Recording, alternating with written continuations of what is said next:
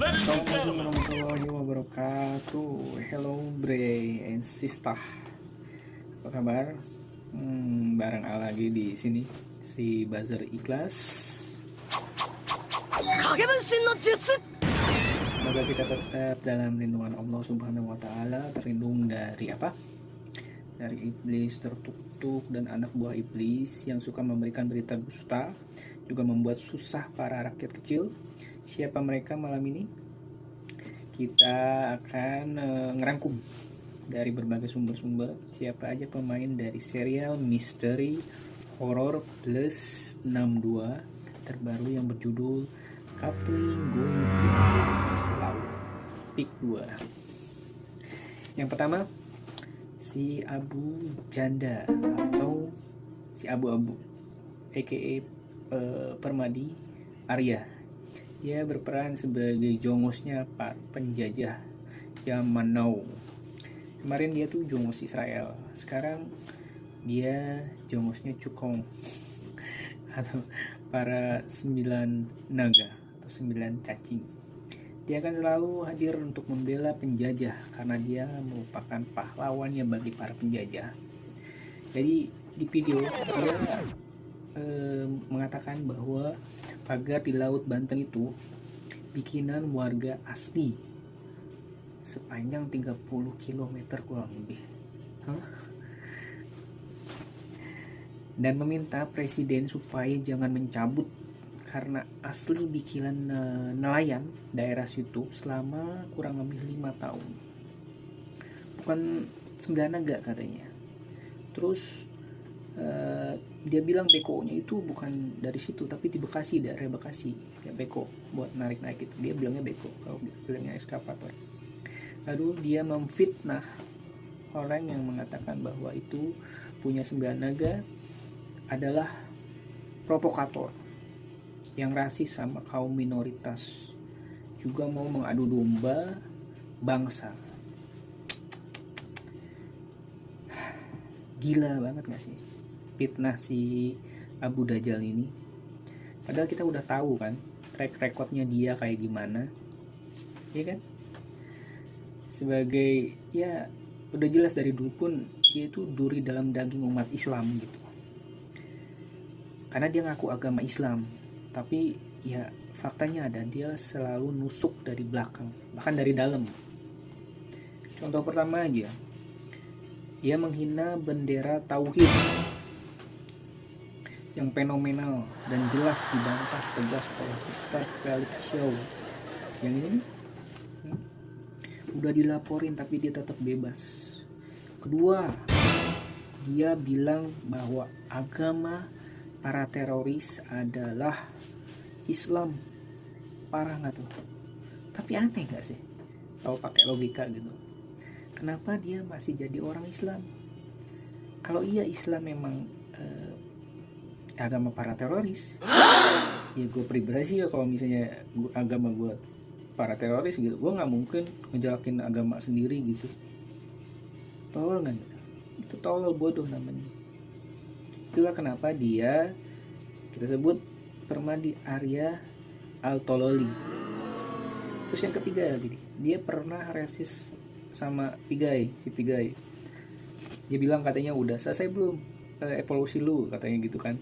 Ya adalah di videonya kayak gitu, ada di salah satu cuitannya dia.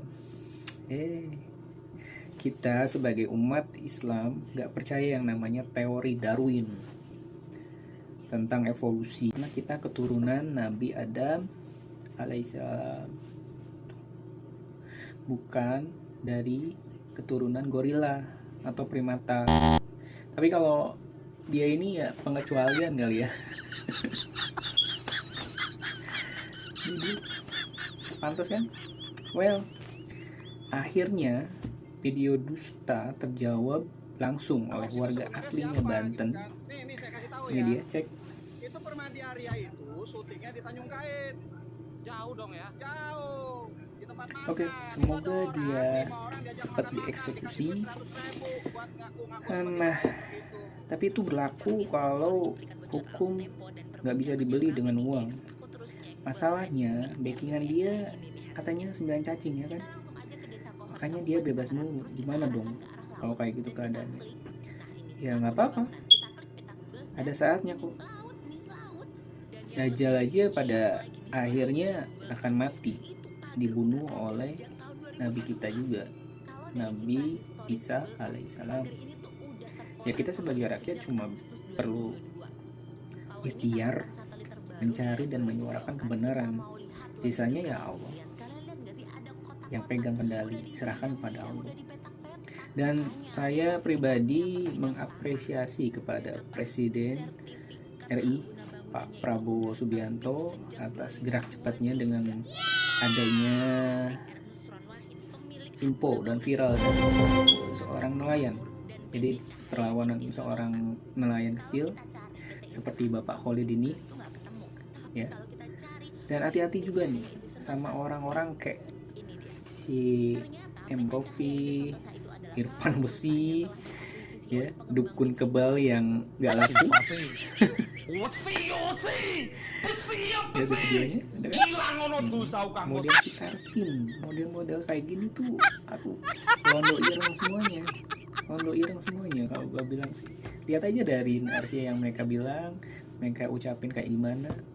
Kemudian ada lagi nih, setelah di-track dan ditanya kepada menteri-menteri sebelumnya yang bertugas, mulai dari si Adam Mino, hidup Adam Mino kan, kemudian Raja Juling jebolan partai seputaran ibu kota yang dulu sering cuma cari kesalahan salah satu gubernur, tahu kan? Ini dia. Kenapa gue bilang mereka itu harus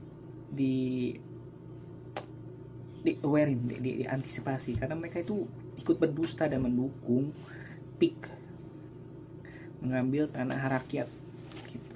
Secara tidak langsung ya membuat potensi baru perihal praktek mafia tanah dan kelautan, ya kan?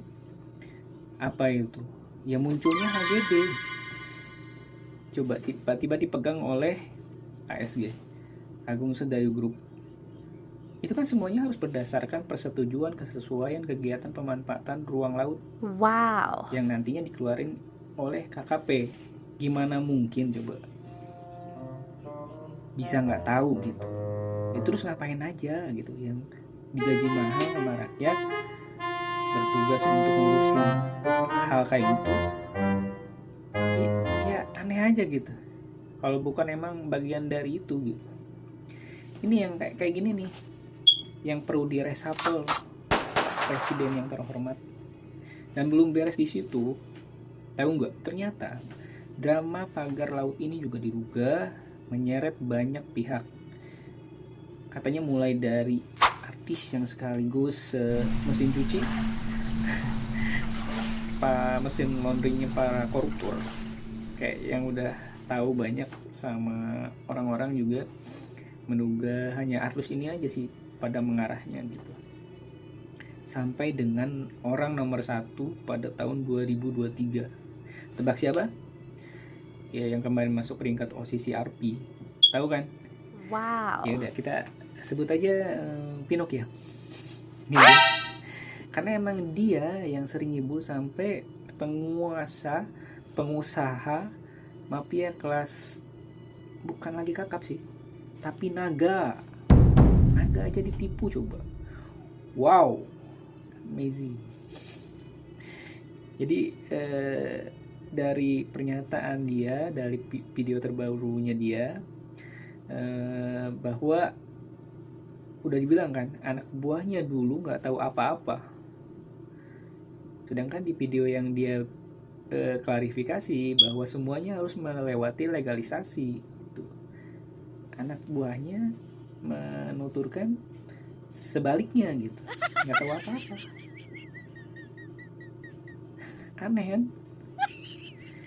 Ya kalau dibilang dulu alasannya buat pemecah obat kayak ini nih awalnya, kemudian muncul lagi terus buat itu merupakan swadaya masyarakat, terus untuk mengganti abrasi pasir atau pantai, nggak ngerti lah kalau ini. Sekarang ngomong soal legalisasi yang harus dilalui atau enggaknya di proses HGB tersebut gitu. Kan udah jelas nggak legal, tapi kok bisa lolos gitu, dan keluar HGB baru, dan yang dipegang oleh ASG atau Agung Sedaya Group. Aneh kan, sampai dibuat coupling-couplingnya. Kali kan udah dilihat tuh videonya sebelumnya. Beleng-beleng nanti blau. Oh, orang sana bilang itu bukannya buat reklamasi PIK 2 yang tadi jual sama Taipan biar tambah gampang nyelundupin Cina yang nggak bisa bahasa Indonesia gitu.